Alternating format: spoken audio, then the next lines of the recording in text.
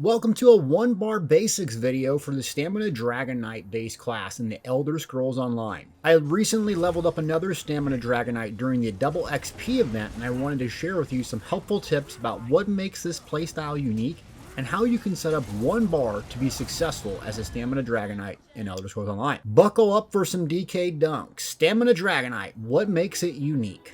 If you like this video, please subscribe, turn alerts on, and consider becoming a member so I can produce more Elder Scrolls Online content.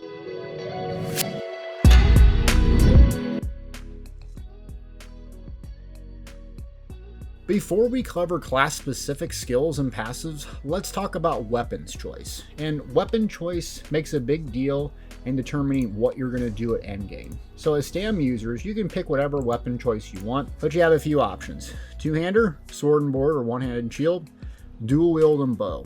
A lot of options here. So two-hander, basic premise, this is primarily used for PvP. It has some mobility things, crit charge, that's nice. It has a spammable AoE ability and execute when people get low, and then a nice burst heal or another morph that you can use for mobility to prevent getting snared and immobilized. Sword and shield, primarily tank, though you can use some offensive components with it. Another mobility tool, a buff, a debuff, blocking reduction, so just basic stuff here, and a nice on-demand stun. Dual wield, primarily melee damage dealer. I take a little different route. They have some nice healing, which we're going to get to as well. So dual wield, think of it as a damage dealer, melee. Bow, damage dealer at range. And also you have some healing in here and a lot of stuns and immobilizes and some crowd control elements. So typically for PvP, the way I set up my characters are two-hander and sword and shield. For PvE, what I usually set up is dual wield and bow. You don't have to do that, but knowing kind of what route you want to go will determine how you set up your skills. So when we're talking about setting up our skills, it's important to, while you're leveling, if you're going to do this while leveling, 1 Ardent Flame ability on a bar at all time, 1 Draconic Power on a bar at all time, 1 Earth and Heart. That way all the class skill lines level at the same time, so when you reach endgame, you're going to have 50 max. Then you can get these really important passives. So while you're leveling, at least slot 1. You got 6 ability slots. So yes, 5 here plus an ultimate. So factor the ultimate in for slotting that in. Then you're primarily going to have 1 weapon you're going to be using at all times, but you want to also slot the other skill line even on your front bar. It'll be a dead slot. You won't be able to use it, but I'm telling you, once you reach endgame, you're not going to have to go back and sit and grind Black Rose Prison or Sky Reach Catacombs or one of these other ones. So you're going to put 1 2H if you're doing PvP typically. You're going to use that while you're leveling, and then maybe a sword and shield or even a bow if you wanted to. So that way you reach endgame, they're maxed. So let's strip this Dragonknight skills down. So talking about 1 bar build, what you need, basic things here, you gotta survive. So light and heavy attacks are extremely useful in Elder Scrolls Online. Just holding a heavy attack down, completing it fully will restore resources. So really, if you can survive and do a lot of heavy attacks reliably, you can get through a lot of the quests in the game just by simply surviving. So healing on a stamina-based build, there's a couple of options. The downside is they take quite a while to get access to if you're leveling or new, or PvP. So the Dragonknight has some, specifically the best one I found is actually a magic-based version of Inferno, Carterize. So Carterize heals you every 5 seconds. It gives you Major Prophecy, which is increased spell crit, but it doesn't really matter because this ability scales off your highest offensive stat. So if you're a STAM user and you have a lot more max stamina than Magicka, the game will recognize and heal you effectively based on what is higher. So even though it costs magic, this is an excellent heal for STAM-based characters and what I use in PvP. Though you're not going to be able to get it right away. So there's some other alternatives that you can have. Draconic Powers, Dragon's Blood, another heal, not necessarily as effective. And the reason why is this Coagulating Blood morph is very effective on magic-based classes. But it is a way to heal yourself based on your missing health, so something you can use in a pinch. A couple other options really early on. Lava Whip, if you get this right away and take this morph, you can actually heal if something's off balance or immobilized. Not very reliable or effective on a stand build, but it's an option. Another one I used to use all the time when there was very little healing available is this morph, Searing Strike, and I would take Burning Embers. So it's a swipe, it's a damage over time. Obviously at endgame, you're going to only use Venomous Claw, but really struggling early on, you can heal with that. Later on in the game, you're going to have some options. So what are those? Commonly, people are going to use Vigor. It's the Assault skill line, so you're going to have to do PvP to get this. This heals you quickly over 4 seconds. So it used to heal a little bit longer. Now it's just you, so you're not going to be able to heal allies with this, but it's a nice heal over time that can help you out. Another option, 2H, way down at the bottom, so it's kind of rough for leveling. But Momentum, if you take the Rally morph, if you look at it, increases your weapon damage. That's fantastic, and stamina recovery. You heal for a certain amount when Rally ends. The final heal is increased by 15% every 1 second up to 300%. What this means is 20-second duration. You can recast it early for a burst heal. That's what it means. And it used stamina. So a nice combination, if you have 2 bars, is to use Rally and then also Cauterize, or you can use Vigor and Rally or Vigor and Cauterize. A bunch of different options here, but you really just have one. So the easiest way to do this is to get Vigor. If you're leveling, I just do Battlegrounds or some Cyrodiil action until you get access to this. It doesn't take very long.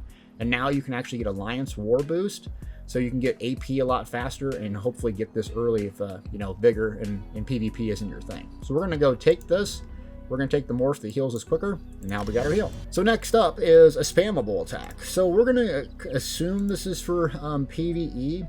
In dual wield, people underestimate the value of dual wield. A lot of the morphs are strictly for offense, and it does very well. But I like to take the defensive morphs, especially if I'm a new player, I don't have much CP, or I'm doing something that's hard and I'm not familiar with it. Bloodthirst heals you for a percentage of the damage caused by the final hit.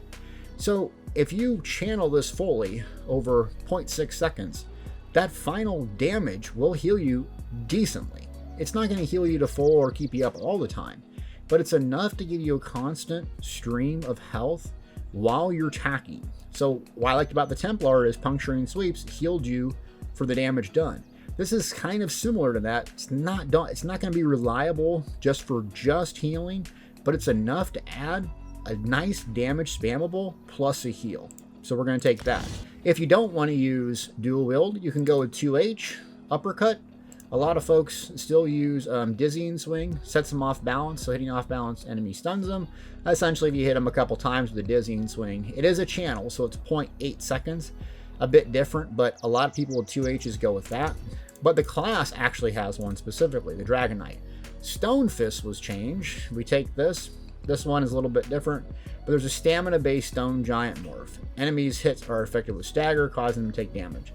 So what you do is you prime this, hit the ground, and then you can basically chuck 3 rocks, and the final one deals damage. So if you don't have access, or you don't want to go 2H, or you don't want to go dual wield, your class specifically can have this. The nice thing about this that it does have over the other two is, one, it's a stun. So it can stun enemies, which is really nice. It staggers them. Another thing that it does is, we'll get to the passives later, but using Earth and Heart ability does really nice things for us as a STAM user. So it can be very helpful. And if you're leveling, need to level something along the Earth and Heart, consider making this your spammable if you have another access to heal. So Resource Sustain. This is kind of what makes the Dragonknight unique. Kind of goes into a couple points we're going to make here. First is Battle Roar. When you cast an ultimate ability, you restore health, magic, and stamina for each point of ultimate cost. So the heavier the ultimate, the more resources you get back. The higher cost, the more resources you get back. So it makes the Dragonknight, this specific passive, not an active ability, but it makes it really centered on ultimates. So generating ultimate is your primary goal, because it's also your primary mechanism for resource sustain. So ultimate's going to be a really important thing for us as STAM users. Another thing to factor in here regarding generating resources is Mountain's Blessing. When you cast an Earth and Heart ability, you gain Minor Brutality, that's great, but you generate ultimate every 6 seconds. So you can see why having Stone Giant is really helpful to us if we're trying to generate ultimate and resource sustain. It is a bit of a clunky spammable if you're just doing PvE, but it's something that can get you started. So think about how your build factors in Battle Roar and Mountain's Blessing, because ultimate is the key for resource sustain. Helping Hands, when you cast a non-stamina costing Earth and Heart ability, you restore stamina as well. So a good example of this, and something we're going to cover in a little bit, is Obsidian Shard. But before we do that, I want to show you another resource tool that's changed, Ardent Flame here. So this is in the class skill line. Combustion. Increase the damage of your burning effects and poison. Great. When you apply a burning to an enemy, restore magic. When you apply poison to an enemy, you restore stamina. This is very, very key. So we have a couple of options here. Basically, there's 2 damage over time effects, and you got to choose which one to use and why. Searing Strike. I've already talked about the healing one, but the stamina one. You look at it, it's very low cost, long duration. The damage ramps up over time. It's really nice, and they're inflicted by the status effect of poison. So think resource sustain, damage over time, good ability. Another one you can go with is Noxious Breath. So it does poison damage in front of you, and nice damage over time, also 14 seconds. The cost is a little bit higher. It has a nice radius, but the reason I really like this is Major Breach, reducing physical and spell resistances. So if you cast this, you're going to have a nice dot. You can only pick one, and it's going to lower the resistances as well. So it's going to do poison damage. It's going to lower the resistances. It has some AoE. It's a very good it's a very good dot to use. So a unique class skill, something unique that you might want to add to the Dragonknight. We're going to go back here again, and we're going to look at when you cast a non-stamina costing Earth and Heart ability, you restore stamina. So we have Battle Roar here. We have Helping Hand. So ultimate, resources, right? In combat, generating resources, all tied to Earth and Heart here, Mountain's Blessing. And then Helping Hand, costing a non-stamina one, restoring stamina. So if we take Obsidian Shard here, and we take the morph this, Frag Shield, you also gain Major Mending, increasing your healing done by 16% for 6 seconds. It is an enormous magic cost at 4,000 for a stand build. But if we're not using a whole lot of magic, casting this to get Major Mending, and then casting a Vigor or using Bloodthirst or another type of heal makes us so much more survivable. Not to mention, essentially what we can do while we're in combat is use this magic, this extra magic, as a defensive, but also kind of an ulti dump, a way to dump our magic into casting this and to generate ultimate and also get some stamina back. So it's a way you can kind of channel your magic into stamina and resource sustain. Plus you get a massive benefit of Major Mending. It's a win-win. Love this. Medium armor here, this is kind of what makes you a little bit faster and kind of more elusive, is the passive athletics. So sprinting, it's going to make you faster. It's going to reduce your roll dodge cost. That's where kind of your primary mobility comes from. As far as skills go for mobility, you have a bunch of options. So some over here in the Dragonknight, Fiery Grip, it's basically a chain you can change enemies in, but you can actually take this empowering change, it pulls you to the enemy. So it's kind of like a gap closer, except you have to use magic. So sometimes that's good, but if you want to rely on a gap closer, this wouldn't be it, because it's a hefty magic cost, and if you're using Frag Shield reliably, you're just not going to have access to this. 2H has a gap closer as a second ability. That's very, very handy. Sword and Shield also has a gap closer right here. Shield Charge, it's a stun as well. Also very handy. Bow does not have a gap closer, but the passive, when you max it out, after you dodge roll, you get 4 seconds of boosted speed. So that can be very handy as well. But what we're going to go with is Dual Wield. Dual Wield here, the 4th ability down the skill line, Blade Cloak.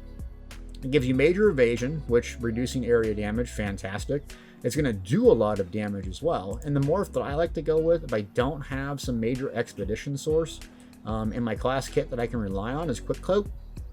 So it's going to give us major evasion still, it's going to do damage, but it's also going to grant us major expedition for 4 seconds. So you're going to kind of cast this in rotation normally, especially if you're a DPS, but the Quick Cloak, it's going to lower the damage in comparison to Deadly Cloak, but it's going to give you major expedition. So if we set our bar up here, and we get an ultimate here in a second, but we have Quick Cloak, so that's going to be do damage. It's going to do it in an area. It's has the added benefit of making us a little faster. Then we have our dot Noxious Breath here, 14 second, and then we have our main spammable. We have two ways to defend ourselves, with the shield that gives us major mending and then a heal. It also so happens that our main spammable damage ability, Bloodthirst, also heals. So this is a very simple setup that can be very, very tanky just with one bar.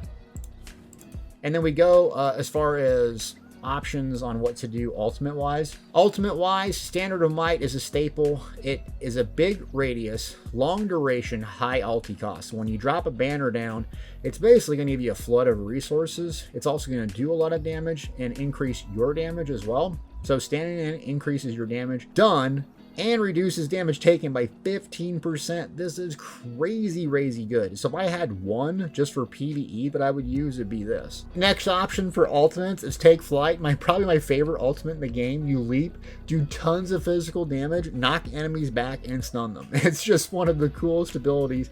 You can knock people off the bridge, DK dunk them. It's just fantastic. Mainly used for PvP, but I gotta just show you this. So I just love this thing. Bang! It just hits like a truck. Coolest animation. It's one of my favorite abilities in the game, if not my favorite ultimate. Then if you want to lean more on the defensive ultimate, the Earthen Heart Magma Armor, Corrosive Armor deals poison damage. So that's really nice. Ignores physical resistance. Has a 12-second duration. Also nice, but it caps the damage, incoming damage you're taking. Basically, it's going to make you very tanky and limit some of the damage you're taking while it's active. Yes, you can still die. You're not just invincible, but it really reduces it. So it makes you more offensive. It's also mobile, so you don't have to stand in it like Banner, so it can't be negated and so on. I wouldn't necessarily go over this with Banner or Take Flight or something, but it is nice if you really need something survivable in your class kit. So that's really just one bar for PvE that I would use dual wield. It's very effective. If you just wanted to make some slight changes for PvP, I would just go with Dizzying Swing here as your main spammable. Swap that out, and then a mobility tool, which I would go Crit Rush, since you're going to have another way to snare folks. So I'd go Crit Rush here, put that there, and then you have a mobility tool, you have a main spammable, and you still have these core abilities, including a nice ultimate. Now you have to slot a two-hander. That's a way you can just swap this in or out, so playing PvP, PvE, very simple. So that's a bit more about the Dragonknight, and this is not all the tips and tricks, but it's enough to get you started and start thinking about how you can pick this up and use it based on what you like. The Stam Dragonknight is one of my favorite styles to play. It's very tanky, it has a lot of burst, and if you spec it right, if you're struggling with survivability, you can very be tanky.